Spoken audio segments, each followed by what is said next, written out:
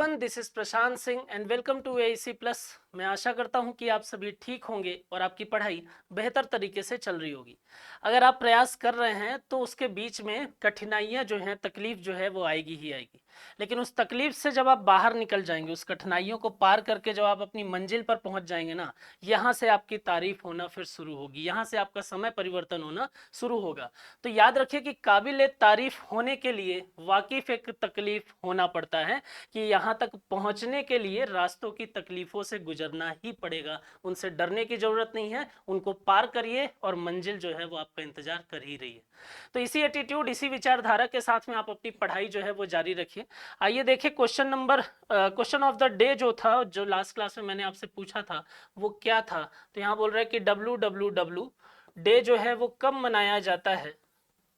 ठीक है, तो वर्ल्ड वाइड वेब, जिसको अगर मैं बोलूं तो एक जाल है, किसका जाल, एक इंटरनेट समझ लीजिए। तो वर्ल्ड वाइड वेब जो है वो डे कब मनाया जाता है, तो वो मनाया जाता है 1 अगस्त को। अब बात आती है कि 1 अगस्त को ही क्यों सर। तो याद रखिएगा कि ये डे कब मनाया जाएगा, ये तो 1 अगस्त को मनाया जाता है, अभी हाल ही में निकला। और ऐसा क्यों होता है, उसका रीजन ये है कि 1 अगस्त 1989 को इंटरनेट की शुरुआत हुई थी, ऐसा माना जाता है ना।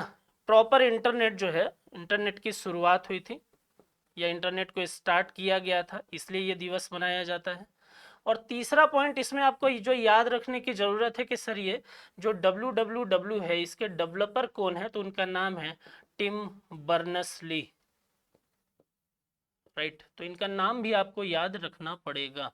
तो आपको ये क्लियर हो गया कि सर 1 अगस्त को मनाया जाता है, क्यों, क्योंकि इसी दिन 1989 से इंटरनेट की शुरुआत हुई थी। और इसके डेवलपर कौन है, तो इसके डेवलपर हैं टिम बर्नर्स-ली। क्लियर, तो ये आपका क्वेश्चन ऑफ द डे था। आइए देखें आज का जो पहला क्वेश्चन है वो क्या है कि इंडिया पर कैपिटा इनकम, पर कैपिटा इनकम की बात कर लेते हैं यहाँ पर कि आखिर ये होती क्या है।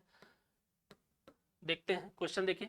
पर capita income is expected to grow by nearly 70% to $4,000 by which fiscal year from $2450 in financial year 2023। यहाँ पर अगर हम बात करते हैं तो यहाँ बोल रहा है कि भाई 2023 का जो पर कैपिटा इनकम है वो $2450 के बराबर है। और ये अनुमान लगाया जा रहा है कि 70% का ग्रोथ होगा और वो होकर $, मतलब $4,000 तक पहुंच जाएगा। लेकिन ये कब तक ऐसा होगा, तो यहाँ पर याद रखिएगा ये होने की संभावना अनुमान 2030 तक है। तो फाइनेंशियल ईयर 2030 तक ये अनुमान पूरा होने की संभावना है। अब बात आती है कि सर ये होता क्या है, ये प्रति व्यक्ति है या पर कैपिटा इनकम होता क्या है। तो अगर मैं डायरेक्टली इसके बारे में बताऊं आपको, तो पर कैपिटा इनकम का एक सीधा सा फॉर्मूला होता है कि नेशनल इनकम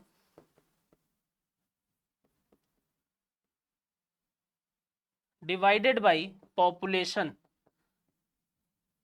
राइट, तो यहां पर आप देश की जितनी भी कुल इनकम हो रही है, देश की जितना भी कुल आय हो रहा है, अगर आप उसको देश के कुल पॉपुलेशन या जनसंख्या से भाग दे देते हैं तो वहां पर आपको क्या मिलता है, पर कैपिटा इनकम। और ये किसी भी कंट्री की एवरेज इनकम कहलाती है, ये आप याद रखिएगा।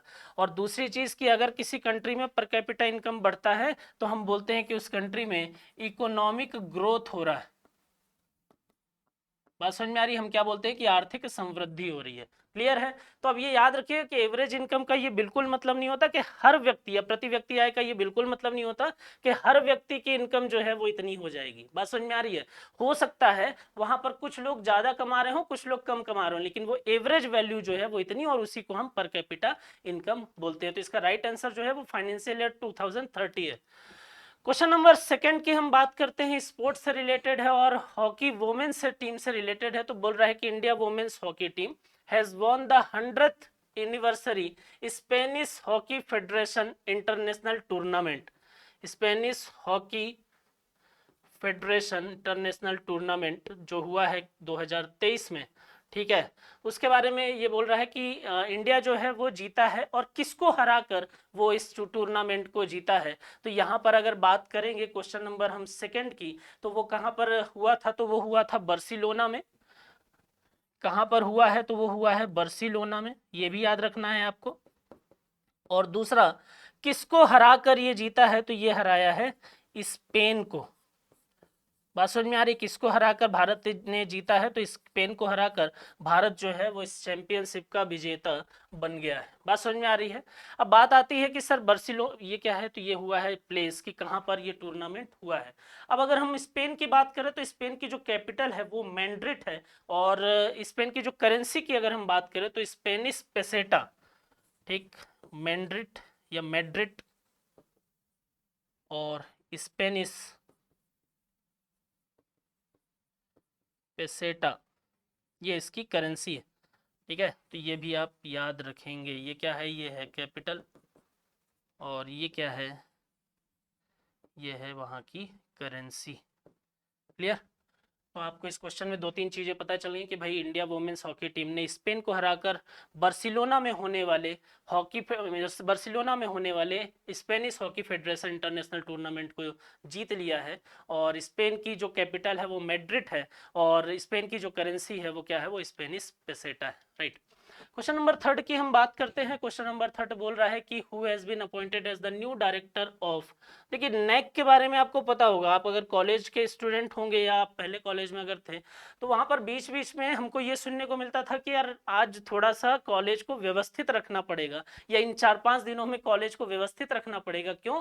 क्योंकि नैक की टीम हमारे कॉलेज में आ रही है, और ये वही नैक की टीम है जो आपके कॉलेज में रेटिंग देती है। आपके कॉलेज को देखकर, वहां की फैसिलिटी को देखकर, वहां के इन्वायरमेंट को देखकर कुछ उनके पैरामीटर हैं, और उन पैरामीटर के आधार पर वो क्या करते हैं? वो रेटिंग देते हैं। तब हम बोलते हैं कि यार ये बी ग्रेड कॉलेज है, ये ए ग्रेड कॉलेज है। बात समझ में आ रही है?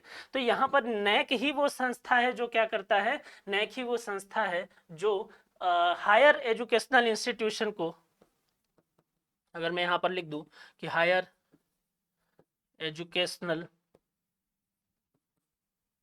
इंस्टीट्यूशन को क्या करता है? रैंकिंग देता है। बात समझ में आ रही है? तो तभी हम बोलते हैं कि भाई ये टॉप का कॉलेज है, ये सेकंड है, ये ऐसा है, ये वैसा है। तो यहाँ पर हायर एजुकेशनल इंस्टीट्यूशन को क्या करता है? इवेल्युएशन करता है उनका, और उनकी रैंकिंग डिसाइड करता है, उनकी रेटिंग डिसाइड करता है। बात समझ में आ रही है? बात करें नैक की, तो इसका एस्टेब्लिशमेंट जो है वो 1994 में हुआ है।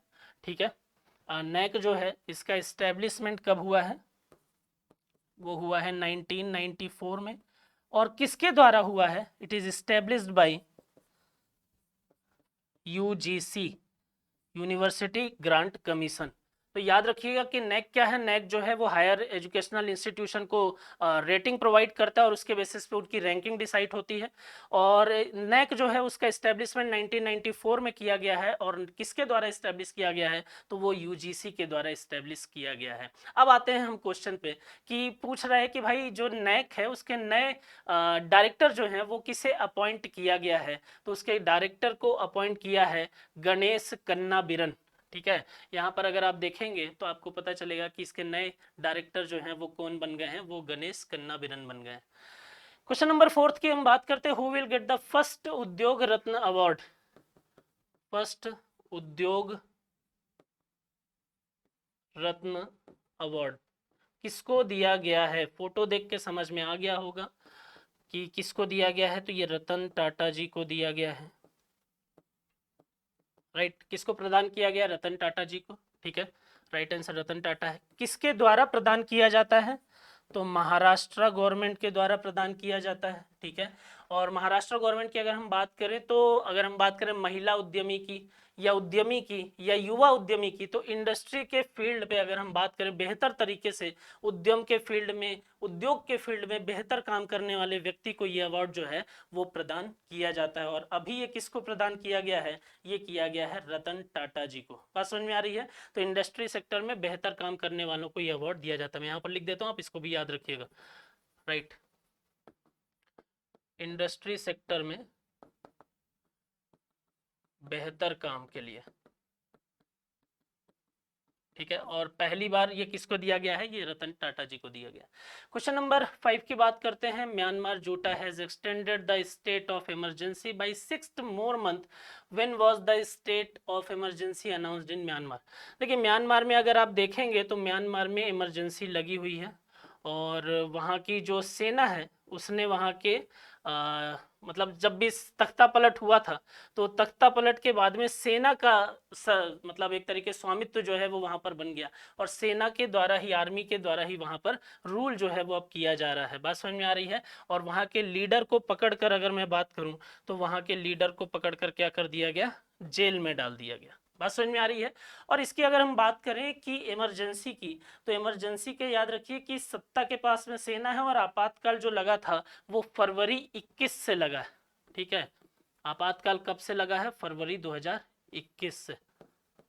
ठीक है, तो इसका राइट आंसर जो है वो क्या हो जाएगा, फरवरी 2021।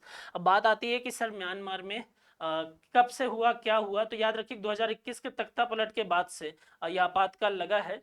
और इसका भी फिर से 6 महीने में मतलब 6 महीने के लिए इसको फिर से एक्सटेंड कर दिया गया है। बोले सर फिर से का क्या मतलब है, तो फरवरी 2021 से जब ये आपातकाल लगा था, सेना के पास में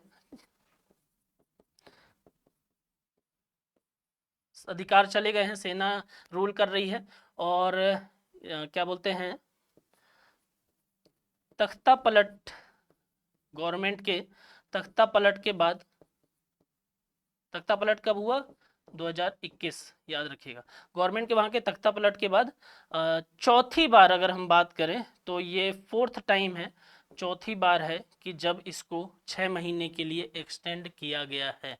बात समझ में आ रही, तो कितनी बार एक्सटेंड हो चुका है ये, 6 महीने के लिए। अब देखते हैं आगे, क्योंकि अभी अगस्त में यहाँ पर चुनाव होने वाले थे लेकिन इसको वापस से एक्सटेंड कर दिया, तो डेमोक्रेसी जो है वो पूरी तरीके से, लोकतंत्र वहां पर खत्म हो चुका है, ये याद रखिए, है ना। तो स्थिति जो है वो काफी खराब नजर आ रही है म्यांमार की। क्वेश्चन नंबर 6 की बात करते हैं कि chief minister of which of the following state has recently inaugurated chief minister command centre. देखिए इंपॉर्टेंट है ना, और एग्जीक्यूशन जो है अगर वो बेहतर हुआ तो सुधार भी काफ़ी हद तक हमारे सर्विस में, गवर्नमेंट की सर्विसेज में होगा। और कमांड सेंटर और सीएम डैशबोर्ड, ठीक है, सीएम डैशबोर्ड, किसने इसकी शुरुआत जो है वो की है, 30 जुलाई 2023 को। तो शुरुआत की है यूपी के सीएम श्री आदित्य योगीनाथ जी ने। मैं योगी जी लिख रहा हूँ यहाँ पे, आपको पता ही है, ठीक है। तो यूपी के सीएम श्री आदित्य योगीनाथ जी ने इसकी शुरुआत की। बात आती है कि सर इससे होगा क्या, तो यहाँ पर याद रखिए कि जनपद में जितनी भी चीज़ें, जितनी भी सर्विसेज सिटीजन को प्रोवाइड की जाती हैं, जनपद के माध्यम से जो भी चीज़ें हो रही हैं, वहाँ पर अगर देखिए तो जनपद और एम्प्लॉय की ग्रेडिंग करना, और जिससे पता चला कि कहाँ पर सुधार जो है वो किया जा सकता है। तो जनपद में होने वाली जो भी चीज़ें हैं, अगर मैं यहाँ 2 पॉइंट में आपको बताऊं, तो पहला समझ लीजिए कि जनपद की मॉनिटरिंग करना, ये इससे हो जाएगा। और दूसरा, जनपद एवं एम्प्लॉय जो होंगे उनके कार्यों पर नजर भी रहेगी सरकार की।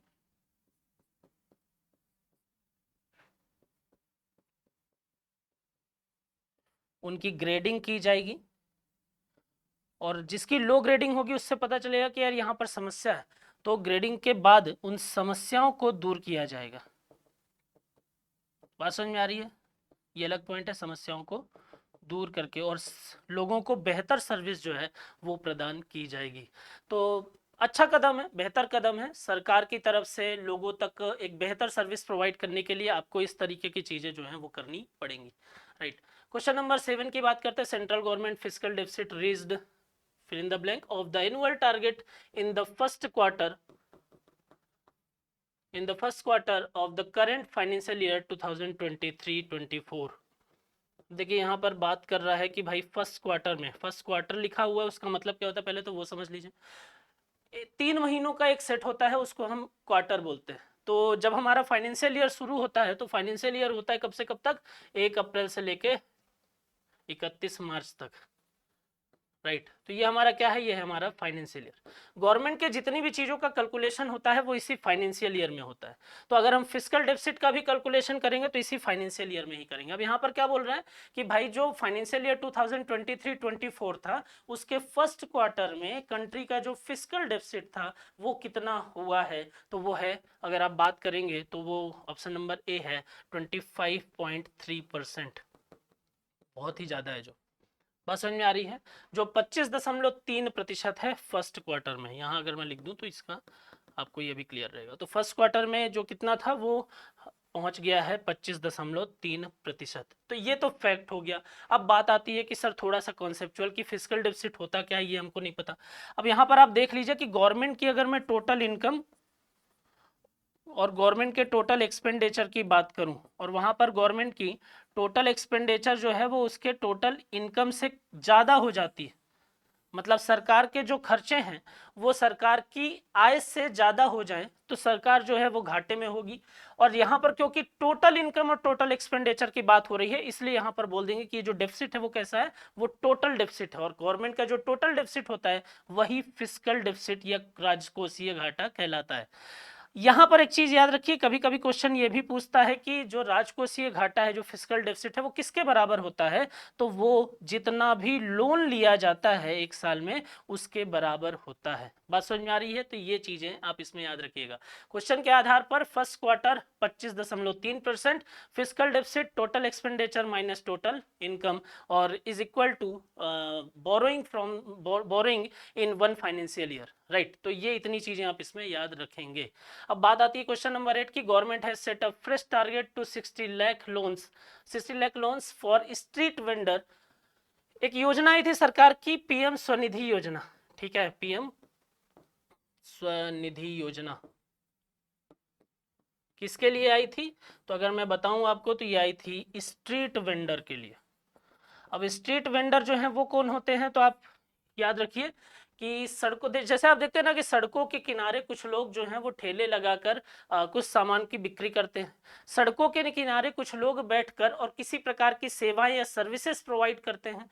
तो जो अपनी आजीविका को सुनिश्चित करने के उद्देश्य से सड़कों के किनारे काम करते हैं उनको हम स्ट्रीट वेंडर बोलते हैं। और उन स्ट्रीट वेंडर को अगर हम बात करें तो कोविड के टाइम ड्यूरेशन पर उनको काफी नुकसान हुआ, समस्या हुई, तो सरकार जो है उसके बाद एक स्कीम लेकर आई जिसको हम पीएम स्वनिधि योजना जो है उस नाम से जानते हैं, जिसके तहत अगर आप देखेंगे तो स्ट्रीट वेंडर को कितना फंड किया जाता है, 10,000 रुपए तक की फंडिंग जो है लोन के फॉर्म में वो प्रोवाइड की जाती है। बात समझ में आ रही है? तो पीएम स्वनिधि योजना 10,000 तक की स्ट्रीट वेंडर को फंडिंग जो है वो की जाती है। कब शुरू हुई है, तो 1 जून 2020 से इसकी शुरुआत की गई है, ठीक है।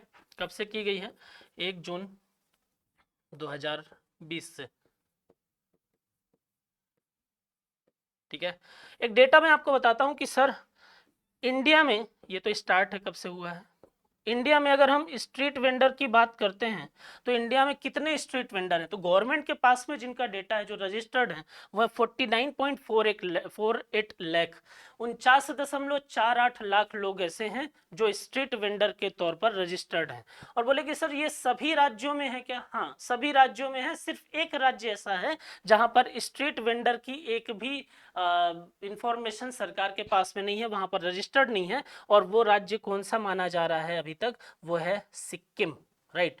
तो ये याद रखिए कि सिक्किम में एक भी स्ट्रीट वेंडर जो है वो इस स्कीम का फायदे के तहत वो रजिस्टर्ड नहीं है। तो पीएम स्वनिधि योजना कब स्टार्ट की गई है, 1 जून 2020 को। तो यहाँ पर आपसे क्वेश्चन में यही पूछा था कि जो 63 लाख लोन और प्रोवाइड करने का लक्ष्य बनाया गया है, बनाया गया है, वो पीएम स्वनिधि योजना के तहत किया गया है। और ये पीएम स्वनिधि योजना जो है वो कब स्टार्ट की गई है, तो वो स्टार्ट की गई है 1 जून 2020 को। और किसके द्वारा स्टार्ट की गई, तो ये भी जरूरी हो जाता है आपके लिए, तो याद रखिए ministry of housing and urban affairs, right. तो ये भी याद रखेंगे कि ministry of housing and urban affairs, ठीक है, स्टार्टेड बाय किसके द्वारा, ministry of housing and urban affairs. तो फिलहाल इसमें इतनी चीजें आपको याद रखनी पड़ेंगी। क्वेश्चन नंबर 9 की बात करते हैं। Vakkom Purushothaman passed away at the age of 95, he was the former speaker of, कहाँ के अगर हम बात करें वक्कोम पुरुषोत्तम की तो 95 वर्ष की आयु में इनका निधन हो गया। और वो कहाँ के पूर्व अध्यक्ष थे, तो वो केरल विधानसभा के पूर्व अध्यक्ष थे। और इनके बारे में अगर मैं बताऊं तो आपको, तो ये 2 बार केरल विधानसभा के अध्यक्ष के पद पर कार्य कर चुके हैं। तो ये याद रखिएगा, कौन से विधानसभा के अध्यक्ष थे, तो केरल विधानसभा के अध्यक्ष के तौर पर ये काम कर चुके हैं। ठीक है, याद रखना इसमें आपको। क्वेश्चन नंबर 10 की बात करता हूँ, which of the following can reduce the risk of cardiovascular disease. अगर हम बात करें निम्नलिखित में से कौन हृदय रोगों के जोखिम को कम कर सकता है, तो वो कम कर सकता है पॉलीपिल्स। ठीक है, तो पॉलीपिल्स के माध्यम से अगर आप देखेंगे तो जो हार्ट अटैक की संभावनाएं भविष्य में आने वाली है, उसके बारे में ये बोला जाता है कि अगर आप इसका प्रयोग करते हैं, इसको यूज करते हैं, तो भविष्य में या फ्यूचर में आने वाले जो हार्ट अटैक हैं, वहां पर उस हार्ट अटैक की संभावना जो है वो 40 से 50% तक जो है वो क्या हो जाती है, वो कम हो जाती है। तो यहाँ पर याद रखिए कि हृदय रोगों के जोखिम को कम करने का काम जो है वो इनमें से कौन करता है, वो पॉलीपिल्स करता है। राइट, तो ये हमारे 10 क्वेश्चन थे जो जरूरी थे, जो इंपॉर्टेंट थे, इनको आप देखिए। और आपके लिए जो क्वेश्चन ऑफ द डे है आज का, वो ये है कि जून 2023 में जो कोर उद्योग हैं, कोर इंडस्ट्री है, उनका उत्पादन 5 महीने के उच्चतम स्तर पर पहुंच गया था, कितने परसेंट, है ना। तो यहाँ पर याद रखिएगा कितने परसेंट है वो मैं नेक्स्ट क्लास में आपको बताऊंगा। फिलहाल आप इसको ढूंढकर पढ़कर और मुझे कमेंट करके बताएंगे। तो आज के लिए इतनी चीजें काफी हैं, आप पढ़ाई करते रहिए, खुश रहिए। Thank you so much.